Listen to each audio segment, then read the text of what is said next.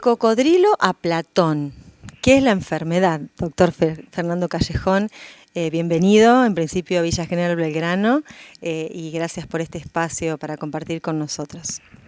No, gracias a ustedes. ¿Qué es la enfermedad? Me preguntaba, del cocodrilo Platón. Sí, así se llamó la charla que di anoche aquí en Villa General Belgrano, que fue muy agradable, hubo mucha gente y creo que todo estuvo muy lindo. Sí, el problema de saber qué es la enfermedad es que todos lo sabemos, ¿no? Y ya tenemos incorporado que la enfermedad es algo que está mal y habría que ver si es así. Yo no puedo decir que esté bien, porque es la pérdida de un bien justamente, que es la salud. Pero creo que es un proceso, ¿no? En el que uno se puede enfermar, después se sana, después se enferma, y que el tema es cuando ya no se sana más, y qué pasó ahí. Y bueno, ahí aparece esta fábula que inventamos que se llama del cocodrilo Platón, donde el cocodrilo representa al cerebro reptiliano y Platón representa al cerebro más moderno y que creo que es una fábula que explica bastante bien lo que nos pasa. La medicina alopática se ha ocupado desde sus inicios hasta la modernidad en tratar síntomas y, bueno, y ver a la enfermedad como algo a combatir. Esto que usted está mencionando tiene que ver con un cambio de paradigmas y también tiene que ver con bueno, lo que dice el doctor Hammer, con quien usted se ha formado también, de ver a la enfermedad como una respuesta biológica que damos ante un estrés. Sí, Hammer dice exactamente eso, que la enfermedad es una solución biológica. En general, la mayor parte de la gente que ha leído a Hammer o algunos de los seguidores de Hammer creen que Hammer dice que la enfermedad es producto de un conflicto. Pero Hammer lo que está diciendo es que es una solución a un conflicto. No es el emergente de un conflicto, sino la solución a un conflicto. Y es lo que no se entiende y todos tratan de solucionar ese conflicto y entran en el conflicto de solucionar el conflicto y así terminan en años de tratamiento y no se dan cuenta que lo que tienen que hacer es aprender a ser felices, aprender muchas veces a convivir con los síntomas, como uno convive con una nariz grande o con un pedacito de carne que le sobra, ¿no? No quiero tampoco minimizar, porque probablemente esté escuchando gente que va a tener enfermedades que se llaman graves y que dicen, bueno, está diciendo sandeces. Pero en realidad las enfermedades graves también tienen que ver con la posición médica, con el miedo que le meten los médicos, le metemos los médicos a los pacientes, con la falta de cariño con el que se trata a la gente y con las respuestas químicas y agresivas que se dan a estos intentos de solucionar biológicamente algo que humanamente no se está solucionando.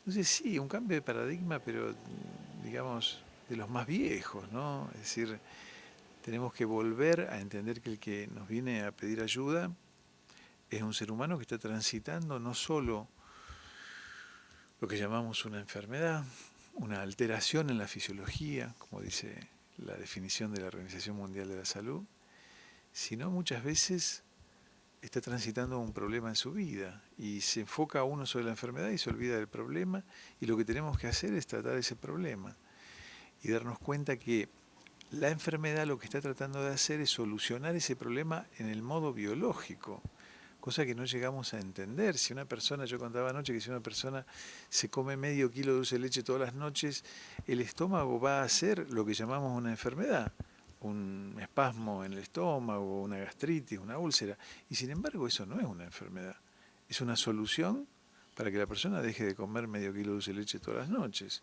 Es decir, se cierra el estómago y no come más. Pero si lo que se traga es injusticias, maltrato, decepciones, y el estómago va a reaccionar exactamente igual. Entonces, ¿qué es lo que estamos tratando? Cuando le damos un inhibidor de la bomba de protones, un antiulceroso, eh, y si le decimos que deje de tragarse las injusticias o dulce de leche, y también lo aliviamos, pero le decimos eso, que lo fundamental es que el cuerpo está dando una solución biológica a algo que él no soluciona. A mí me gustaría, doctor, que, bueno, porque como usted mencionaba, mucha gente que pueda ver esta entrevista esté atravesando situaciones que parecen muy difíciles y, como usted decía, graves. Que nos cuente de la manera que pueda, cómo fue la experiencia, su propia experiencia de, bueno, de ir expandiendo la conciencia, siendo, digamos, un médico, estudiando la carrera de medicina, y cómo fue ese primer contacto a, bueno, a percibir que faltaban herramientas que, bueno, como para dar otro acompañamiento a esos pacientes. Quizás como todas las experiencias, llena de alternativas. Yo me recibí de médico hace 37 años. Era otra formación y era otro mundo, ¿no? Me tocaron situaciones muy difíciles. Apenas me recibí de médico, antes hacía la prórroga militar. Yo me recibí en el 80, en el 81 no la pude hacer y bueno, tuve que hacerla en el 82 como subteniente porque así era la orden, los médicos teníamos que ser oficiales y me tocó la guerra de las Malvinas y bueno, viví experiencias muy duras. Luego empecé a estudiar psiquiatría para entender qué era lo que había pasado. No lo entendí nunca ni lo voy a entender, creo yo. Decía Einstein que hay dos cosas infinitas, ¿no? El universo y la estupidez humana, y sobre el universo no estaba totalmente seguro, decía Einstein, ¿no? Es decir, después empecé a estudiar homeopatía, medicina china, empecé a ver otras visiones distintas, hasta que en el año 95 me topé con el doctor Hammer y lo fui a ver. Y aprendí mucho de él. Contaba yo anoche que cuando lo conocí, él me dijo en una jeringosa así alemana, española: necesito médicos manos calientes para hacer medicina acto sagrado, ¿no? Y bueno, eso me conmovió mucho y me hizo ver que quizás había otro tipo de ver la medicina. Anoche contaba también que enfermedad viene de enfermitas, falta de firmeza, ¿no? Y salud viene de salvus, sanos y salvos, ¿no? Sanos y salvos, que significa entero, ¿no? Salvo que decía entero, viene de ser fa. Y bueno, a partir de ahí cambió mi vida. Yo estaba en el psicoanálisis, y empecé a ejercer una medicina distinta en donde lo fundamental era escuchar lo que la persona decía, no sobre sus síntomas, sino sobre su vida, ¿no? Y no hacerle tanto caso a las tomografías, a las ecografías, a los marcadores tumorales, sino a lo que decía la persona. Al escucharla, uno se da cuenta qué es lo que le pasa. Es decir, está ahogado, no tiene territorio, no sabe dónde poner su cuerpo, hay algo que no camina, se ahoga con sus propios reflujos. Yo creo que el cuerpo habla, lo que pasa es que ese lenguaje es un lenguaje no solo biológico. Ahora, muchas veces me preguntan por qué, si tanto tiene que ver la psiquis en la enfermedad, por qué se enferman de cáncer los perros, las vacas, los bebés. Claro. Lo que sucede es que en ellos el conflicto es entre sus emociones y la biología, claro, nada más. En nosotros, los adultos, aparece la psiquis, con su diálogo interno, con sus 65.000 pensamientos por día, con eso que llamamos inconsciente, aunque no tenga una definición muy exacta. Y entonces empezar a escuchar todo eso crea un lenguaje. Y conocerlo puede ser una carta de navegación interesante para ayudar a la persona a saber qué es lo que tiene que hacer, ¿no? Entonces ese fue el camino, empezar a escuchar. Lo demás me lo dijeron los pacientes, me fueron guiando y formando, y fue apareciendo toda una teoría que era un poco distinta de la de Hammer, donde había mandatos familiares, había mandatos sociales, había exclusiones de las células que se excluían o eran excluidas porque eran demasiado explotadas. Y nació una teoría que se llama medicina psicobiológica, y bueno, es lo que hacemos hoy, ¿no? En todo el país y también en el exterior. Medicina psicobiológica, si tuviéramos que hacer una definición para que la gente conozca, y bueno, y a partir de esta nueva manera, bueno, que se ha formado, si hay profesionales que se estén formando, digamos, dentro de este método. Sí, desde el año 95 venimos formando gente, se han formado muchísima gente acá en el extranjero. Ahora vamos a México, invitados por la Universidad del Noreste, a Monterrey. Vamos a formar, hay gente también, formamos gente en Brasil. Y bueno, la idea es formar seres humanos, ¿no? Es decir, que vean en esto la posibilidad de ser mejores personas y prestar un servicio al que lo necesita. Pensemos que una de las causas más importantes de lo que llamamos enfermedad es la desigualdad y la injusticia, ¿no?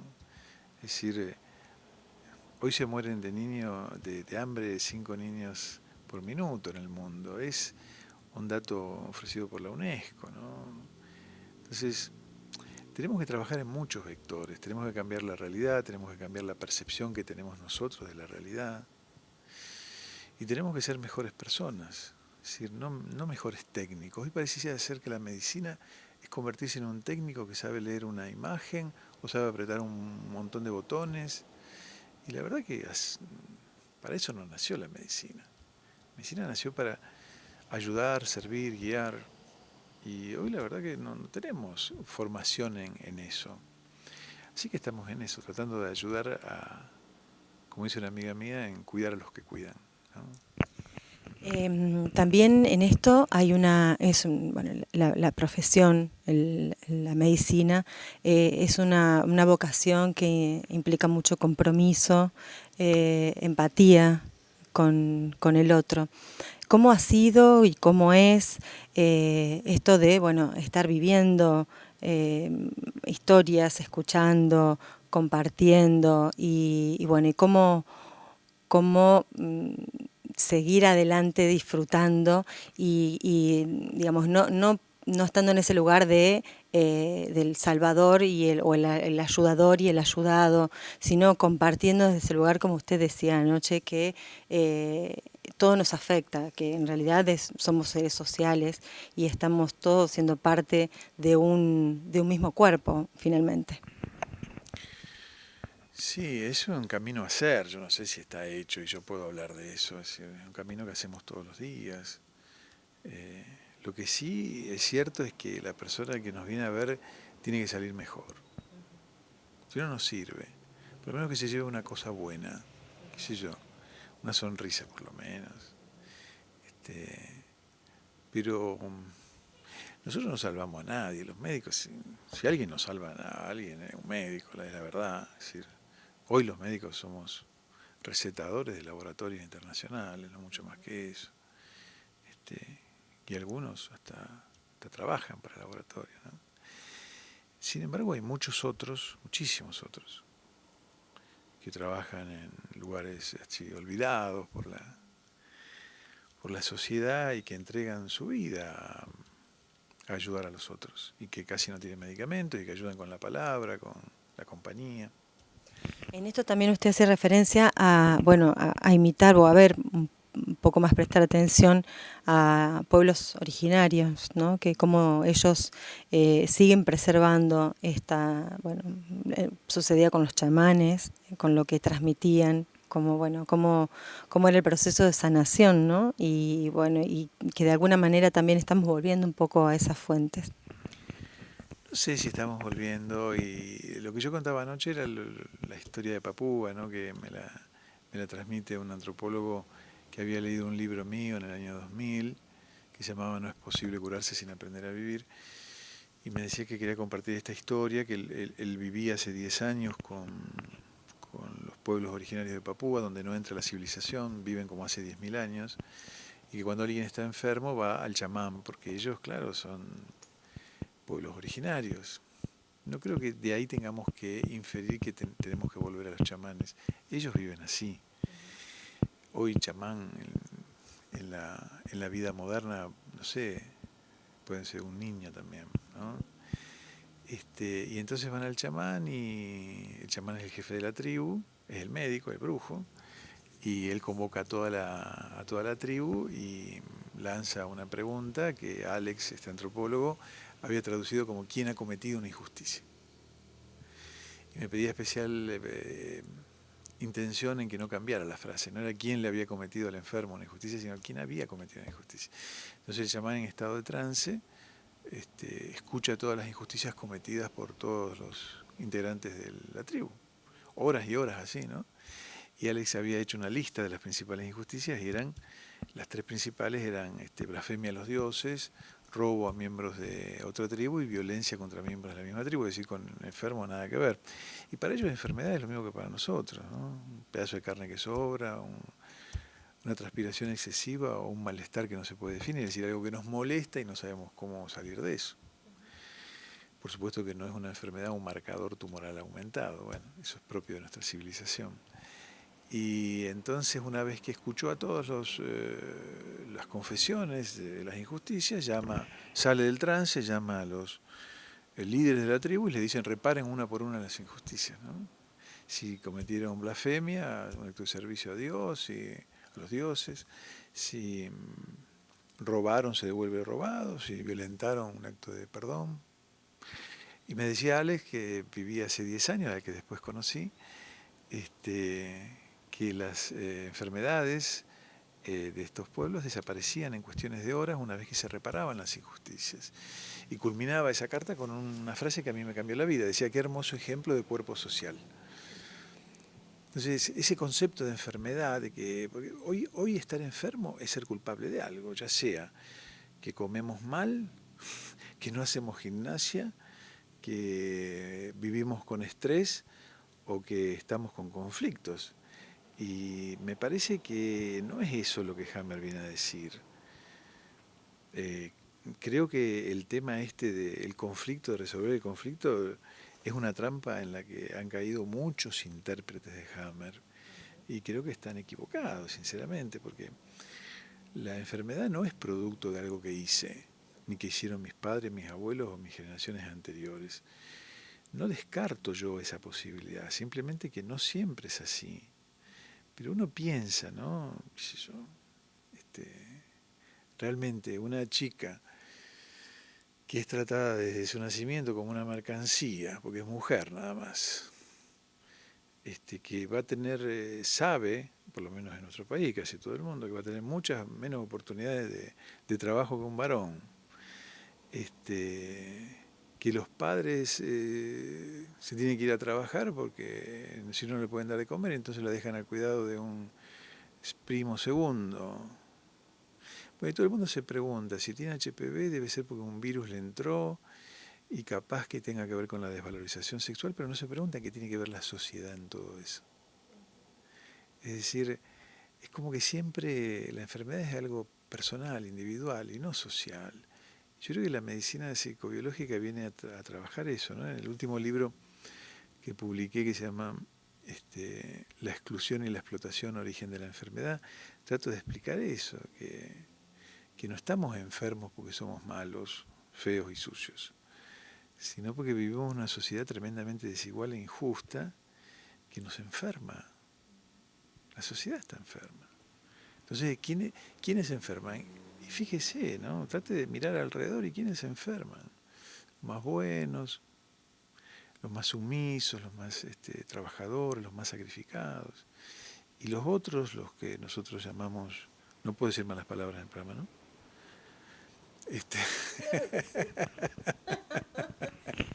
¿Qué sería mala palabra y buena palabra? Porque mi próximo libro se llama Cómo convertirse en un hijo de puta y curarse del cáncer, ¿no? Entonces, creo que se trata de eso, de entender que estos personajes llamativamente no se enferman de cáncer. Qué casualidad, ¿no? Si uno busca en la historia de que se enfermaron y no aparece ninguno, ni de cáncer, ni de artritis, ni de lupus, ni de nada de eso, ¿no? Se enferman de eso cuando los meten en cana, digamos, pero no antes. En una parte de la conferencia de ayer, usted mencionaba que es una frase de un filósofo, de Nietzsche, que no hay hechos sino interpretaciones. Esto es lo que pasa, ¿no? Cuando se habla del cerebro reptiliano y del cocodrilo y después como, bueno, de la interpretación que vamos cambiando, digamos, a través de los años. Es como que vamos intelectualizando cosas, pero en realidad nuestro inconsciente interpreta y busca una solución a eso que se interpretó? Sí, yo lo llamo el cocodrilo. Prefiero no decir nuestro inconsciente porque no sé si usted sabe que definición de inconsciente no hay. Es decir, en toda la literatura freudiana la única definición que aparece es lo que remite a lo reprimido. Entonces mucha gente habla de lo inconsciente pero no sabemos qué es lo inconsciente. Un lugar no es seguro. Y parece que no existe hasta que no se manifiesta. Entonces, podríamos hablar del cerebro reptiliano, de ese cerebro que nació hace 500 millones de años y controla la realidad a modo de supervivencia, digamos, ¿no? Es decir, no piensa, no siente, simplemente sobrevive, come, copula y se defiende. Entonces, cuando decimos que nombra a Nietzsche que era un hombre que sufrió de muchísimas enfermedades, ¿no? Y muchas injusticias también. Cuando decimos que sí, que no hay hechos sino interpretaciones, no es que neguemos los hechos, sino que nosotros vivimos los hechos como interpretaciones, es decir, no lo podemos vivir de otra manera. Yo no sé si usted es morochita, delgadita, en realidad yo interpreto que es eso. Y todos interpretamos más o menos lo mismo, pero en realidad no sabemos qué es la realidad. Siri Maturana dice que estamos clausurados operacionalmente, es decir, nuestro cerebro solo puede hacer determinadas operaciones, ¿no? Lo que sí es cierto, y ya que citamos a Einstein, lo citamos de nuevo, él decía que la mejor definición de locura que había conocido era: el loco es aquel que cree que puede obtener resultados distintos y hace siempre las mismas cosas, ¿no? Que tenemos que aprender a percibir la realidad de otra manera, ¿no? Si siempre sufrimos, pues nos tragamos la injusticia, nos tragamos las decepciones y nunca lo solucionamos, es lógico que esas interpretaciones generen una respuesta inconsciente del cocodrilo, del cerebro reptiliano, siempre igual, que va a ser una úlcera, una gastritis, y no me termino de curar. Yo no entiendo. Conozco mi conflicto, me separé de mi mujer, cambié de trabajo, pero la enfermedad no se me va. Deben ser las generaciones anteriores, qué sé yo. Entonces voy a hacer psicogenealogía y me meto en eso y nunca me termino de curar. Porque no entiendo, no amplío la conciencia de tal forma donde pueda percibir que siempre estoy repitiendo las mismas interpretaciones de la realidad. Eso también de alguna manera es vivir en el pasado, ¿no? Son estos anclajes, ¿no? Que hacen que nosotros tengamos reacciones o actuemos de la manera de una manera en el presente de acuerdo a lo que vivimos en el pasado. Sí, hay un viejo dicho que dice que lo que creemos, creamos, ¿no? Sí, las creencias son determinantes para eso. No sé si en el pasado, pero la verdad que no sé qué es el pasado, porque tenemos una concepción del tiempo tan capitalista, es decir, el tiempo tiene que producir, si yo no produzco algo, pierdo el tiempo, ¿no? Y no será cuestión de empezar a perder el tiempo, pues si pierdo el tiempo se va el tiempo. En cambio, si lo gano, me lo quedo y cada vez estoy más viejo. Entonces, yo creo que lo que tenemos que aprender es a suspender la linealidad del tiempo y vivir de a ratos. Aprender a vivir de a ratos. Es decir, este es un lindo momento, por ejemplo, es un lindo rato, ¿no? Dentro de las propuestas terapéuticas que hacemos, creamos un concepto que se llama los ahoras importantes, ¿no? En donde si Hammer dice que la enfermedad es producida por un suceso sorpresivo, es decir, no lo esperaba, subjetivamente dramático, es decir, me hace daño, y que no lo puedo verbalizar, no lo puedo hablar, porque no hay palabra que defina lo que estoy sufriendo. Nosotros decimos que para curarnos tenemos que crear los ahora importantes, es decir, hechos muy esperados, nada sorpresivos, sino muy esperados, altamente placenteros, no subjetivamente dramáticos, y con la posibilidad de verbalizarlos permanentemente, no imposibles de verbalizar. Entonces, el tiempo es un invento humano y lo que tenemos que aprender es a suspenderlo. No sé si es a dejar de vivir en el pasado o a crear un nuevo tiempo, ¿no? Doctor, para ir cerrando esta entrevista, me gustaría que nos deje su perspectiva desde su lugar, desde lo empírico, desde la investigación, desde el sentir, ¿no? En su experiencia. ¿Hay maneras de vivir en una pleno estado de sanidad? Sanidad. No, no, porque volvemos más o menos al mismo concepto, sano que es dejar de estar enfermo. La Organización Mundial de la Salud dice que la enfermedad es una alteración en la fisiología que produce síntomas en una o varias partes del cuerpo. Es una definición bastante acotada, ¿no? Porque antes decía que era la ausencia de salud, ¿no? O el equilibrio entre la mente, el cuerpo, las emociones. La verdad que, ¿qué significa el equilibrio? Entonces se limitó a esa definición tan acotada, tan médica, ¿no? Vivir en estado de salud sería como estar muerto, porque realmente yo creo que tenemos que agarrarnos broncas ante la injusticia, nos tiene que doler la cabeza ante la decepción. Son respuestas fisiológicas, normales de adaptación. Sería, digamos, hacer más relativas estas respuestas que nos da nuestra biología. Sí, yo anoche di un ejemplo que a mí me impacta mucho, que es la visión, ¿no? La evolución, nosotros los predadores que tenemos los ojos adelante, tenemos una información del ojo derecho y otra información del ojo izquierdo. Durante millones de años, la evolución sostuvo las dos visiones sin integrarlas, lo cual debe haber sido difícil para los seres vivos en ese momento, ¿no? Tener una información que venía del ojo derecho, otra del ojo izquierdo y no las integraba. Y sin embargo las sostuvo. Y uno se pregunta por qué. ¿Sabía la evolución lo que iba a pasar? Porque lo que pasó es que al sostenerlas sin eliminar ninguna de las dos, ni integrarlas rápidamente, si eliminaba una de las dos seríamos cíclopes, claro, teníamos un ojo acá. Y si las integraba rápidamente teníamos la visión del perro, ¿no? Ancho y largo. Nació, con los millones de años de evolución, nació una nueva dimensión que se llama profundidad. Porque el cerebro estuvo capacitado para crearla. Y entonces apareció la profundidad y hoy vemos en 3 dimensiones, largo, ancho y profundo. Entonces, ¿qué podemos aprender de ese dato evolutivo que está lleno la evolución de esos ejemplos? Que quizás tengamos que aprender a sostener las polaridades, las contradicciones que nos habitan. Soy bueno, pero a veces soy malo, te quiero, pero a veces no tanto, me quiero ir, pero me quisiera quedar un ratito más. Y todas esas contradicciones que se expresan muchas veces en la biología. Porque si yo quiero ir a un lugar, ansío frenéticamente ir a un lugar, pero hay algo dentro mío, mi diálogo interno, por ejemplo, mis mandatos familiares, mi inconsciente, si queremos decirle, que no quiere ir a ese lugar, indudablemente el cerebro reptiliano me va a dar una solución y me va a producir una ciática, por ejemplo, o un dolor en la pierna. ¿Por qué? Y porque yo quiero eliminar una de las dos opciones. Quiero solamente tener ganas de ir a ese lugar o quedarme en ese lugar.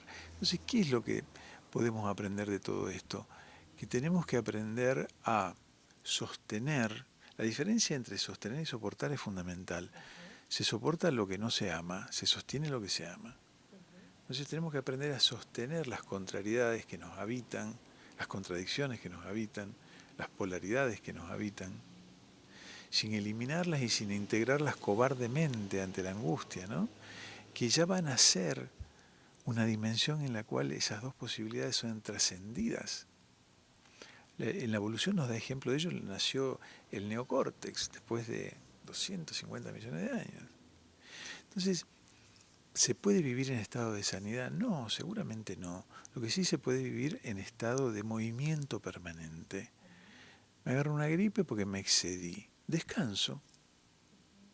Me salió un nódulo en la mama porque estoy muy preocupada por mi hijo. Bueno, lo acepto, me lo tengo que sacar, tengo que hacer mi quimioterapia. Dependerá de la extensión del nódulo, de la capacidad de la persona de enfrentar esta situación de otra manera. Es decir, yo soy médico y no voy a permitir que una persona se muera por una teoría. Es decir, si yo veo que la persona no está capacitada para poner en marcha este movimiento de salud de enfermedad, por supuesto que le voy a decir que se opere. Pero el estado de sanidad permanente yo lo reemplazaría por un estado de movimiento permanente hacia la salud. Me parece más realista. Doctor, nos vamos a quedar con una reflexión, creo que para hacer, para seguir pensando. Quiero que compartamos con la gente 2 lugares donde pueden encontrar información, si hay una página web, donde pueden, digamos, conectarse con este método, podría decirse, medicina, no, es una visión, medicina psicobiológica, para que, bueno, tanto profesionales como gente que, bueno, quiera conocer un poco más puedan estar en contactos y comunicados.